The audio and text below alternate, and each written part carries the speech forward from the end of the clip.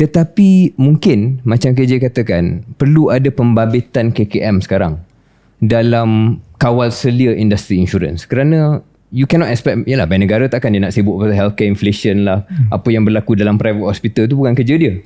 Kerja dia nak make sure industri insurans tu boleh berjalan dengan baik. Sustainable. But maybe it's time untuk KKM juga terbabit dalam kawal selia. Kerana healthcare inflation ni, kita tengok kadang-kadang glove yang dia charge ada nampak dalam tular dalam media sosial.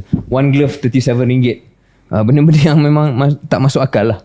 Yang menyebabkan yalah, claim sangat-sangat tinggi. Jadi saya tak kata bahawa co-payment ini bukan sebahagian daripada solusinya, tetapi saya fikir perlu ada juga solusi yang lebih asas, upstream, iaitu the healthcare inflation itself. Adakah ada cara macam KJ kata, drug prices, but even the medical supplies, right?